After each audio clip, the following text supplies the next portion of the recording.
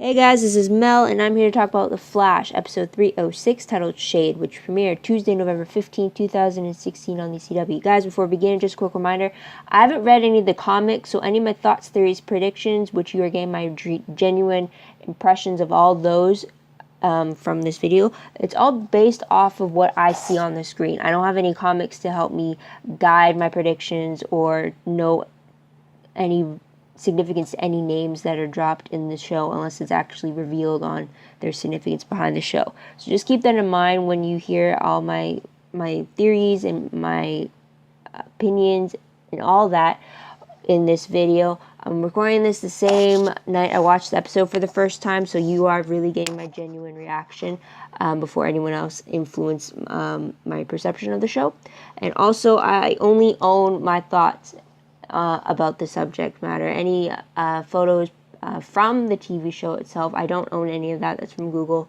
And this is just made for fun. No money's being made off of this. It's just a fun little way, especially for predictions, for me to go back and see if any of my predictions panned out, and just to see what I picked up on the first time I watched it, because sometimes you miss certain things or you don't pick up on certain stuff. So anyways, let's get started with the 10-minute clock, and let's begin. So something new that we learned in this episode. So this episode has a meta-human by the name of Shade, and HR is actually very similar to a meta-human like Shade on Earth 19. So he gives his input on how Shade's powers work and how they could possibly stop him, and then the team just reels off of that information.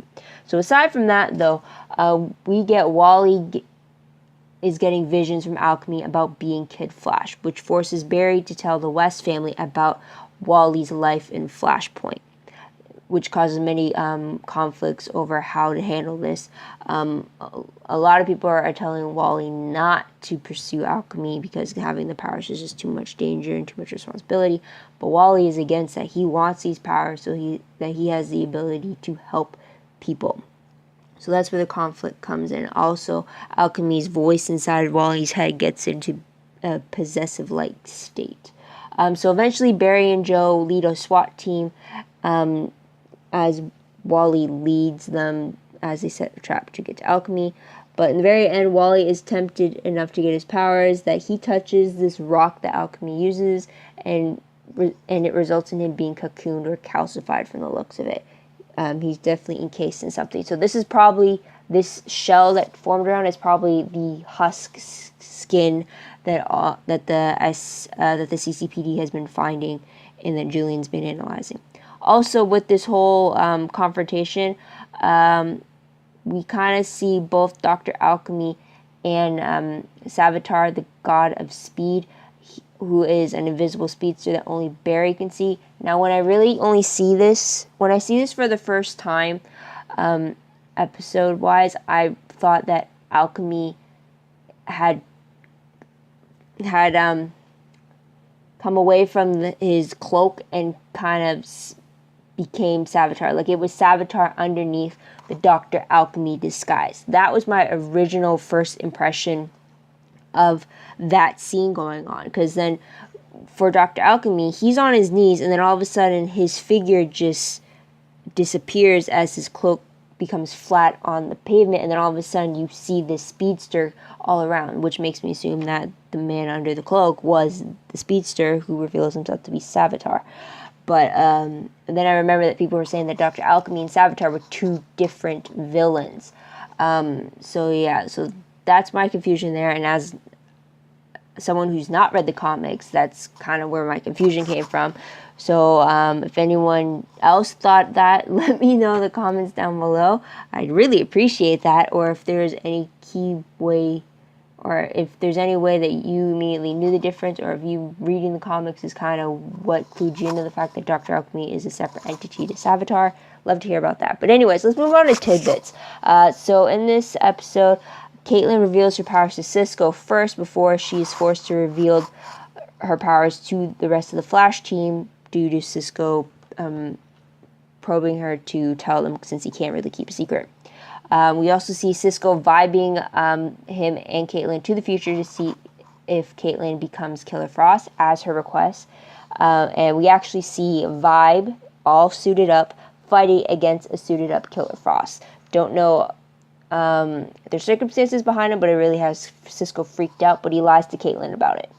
So there's that. Also, we see Julian is still giving Barry this cold shoulder, despite the fact that they shared drinks together, as was how they left it off in the previous episode. We also find out that Julian has a girlfriend, and we also find it odd that Julian was absent from work when SWAT team was getting ready to infiltrate Alchemy's lair, which wasn't like Julian, which is something that Joe and Barry both comment on.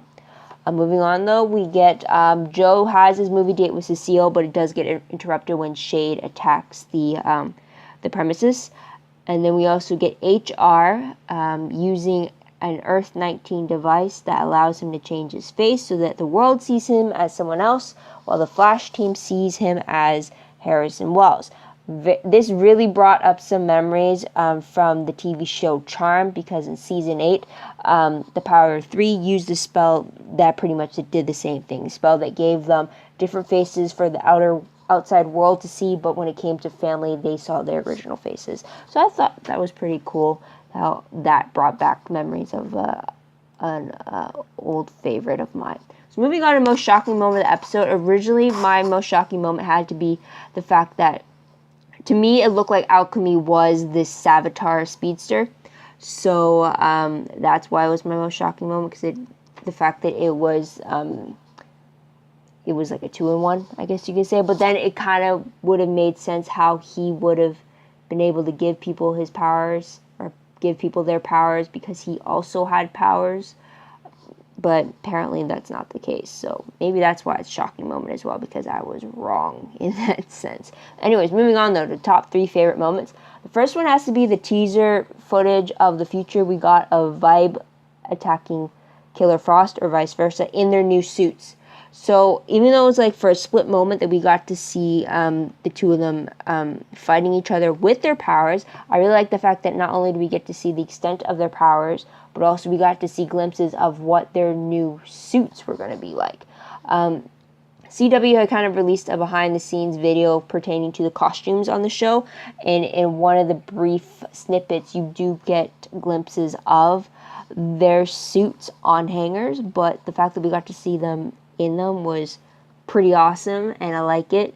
It was a little bummer that they were fighting each other, but hopefully one of them is under some kind of mind control or something, and that's why they're turned against each other, and it's not by choice that they're fighting each other. So anyways, moving on, though,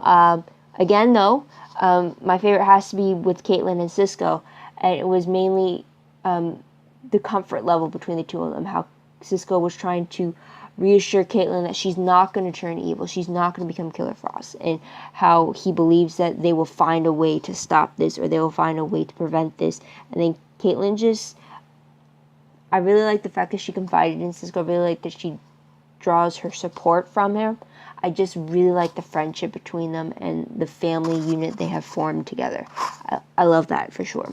Last favorite moment for me has to be between Barry and Caitlin. Again, we see Barry trying to have an understanding with Caitlin, and trying to understand what she's been going through, because like her, he was kind of in a similar situation, and then to have him realize that because he created Flashpoint, this is kind of what was the result of it, since his original Caitlin did not have powers. So it was just kind of a great moment for them to have together one-on-one, and just to get some kind of understanding between them. I really miss their scenes together, so it was just great to see that they finally had one, for sure. And it was just it was just very sad to see that realization between the two of them, that Caitlin realizing that she wasn't always like this, she didn't always have these powers, and then for Barry to realize that Caitlin is going through this because of his selfish decision to create Flashpoint. So it was just very emotional, for sure. Now moving on to top 3 Peach moments, I really love the one, and it was Wally's reaction to Barry's news about Kid Flash and Flashpoint. It was the first sneak peek scene that was released before the episode aired. When I watched that scene, immediately I kept thinking that Wally was such a dick because of his reaction, and then saying like, well, why should we take Barry's word for it, and kind of like putting doubt, and then also being kind of disrespectful to Joe, and he actually called him Joe and not Dad in that moment. And then he was bringing up the fact that, why do you trust Barry with these powers and not me? And so it was kind of that type of, just overall that scene, I just thought Wally was such a dick, and I kept on thinking, okay, because he's acting like that, I really hope he never becomes Kid Flash. And I know that seems so awful or so evil to say. I don't know what other word to use. But it's just like, because of that attitude from Wally, I don't think he deserves to be Kid Flash. He's never going to be ready to be Kid Flash. He's never going to take responsibility. It just seems like he's going to be so impulsive, and he's not going to learn from anybody. He's not even taking the advice of his family over what it means to have a speedster or to be a speedster, and he's not listening to anybody. So it really pissed me off, and I really hope, just to piss him off further, that he does not become Kid Flash. If anything, he's going to become some evil version of Kid Flash, and then he's going to do something so huge that he's going to regret it once he's in his right frame of mind, and then it's just going to take him a whole while longer to become Kid Flash, or to even have himself think he is appropriate enough to be Kid Flash. I don't know. I just really don't want him to be Kid Flash after that attitude towards Barry and Joe and Iris, when he didn't want to hear what they all were saying. So there is that. What will I remember most when I look back on this episode? All the Flashpoint powers emerging. We get to see Caitlin's powers growing faster. We see Wally trying to get back his speed. And then we also see Cisco's more advanced version of his powers, since our original Cisco wasn't up to that level quite yet. So it was just great to see all these different powers from Flashpoint coming and merging into this third timeline. Moving on, though, since the timer did go off, to random questions. First, is the season villain always going to be a speedster? How can Barry claim to be the fastest man alive? He's always saying it in his intro voiceover, and yet there are these speedsters that keep coming in claiming to be faster, or always being faster, and then the challenge is for Barry to become fast enough to take them down. It's just, why? I'm tired of it always being a speedster. I mean, they've already done it with the Reverse Flash, they've already done it with Zoom, and now it looks like they have it with Savitar. So can't we just have one major? At least with Alchemy, it was kind of like a reprieve from that, but now it looks like we're still going to get a speedster. So there's that. Second, how long will Wally stay in that cocoon thing that encased him after he touched the Alchemy's power rock? I think it's for long. We'll probably see him in the next episode, but how long in their time do you think it has been for him? Next question. Kind of brought it up though, but is there a connection between Alchemy and the speedster Savitar? They're working together. It's just convenient that one's protecting the other. Did one create the other? I have no clue. Originally, that question was, is that Alchemy Savitar the same thing? But 90% sure that they're not. So there's that. Last question. Is Alchemy's rock that was blasting Barry that whole time, is that what it is giving the powers back to the Flashpoint metas that are human in this timeline? And how is that possible? How does a rock do that? So there's that. And how did he get the rock to begin with? So there's that. Moving on to predictions, though, very quickly. Based off the promo for 307, it looks like Caitlin attacks Julian with her powers. It also looked like Caitlin's on a rampage. Her eyes are glowing and everything. And it looks like Caitlin turns on Barry while he's the Flash.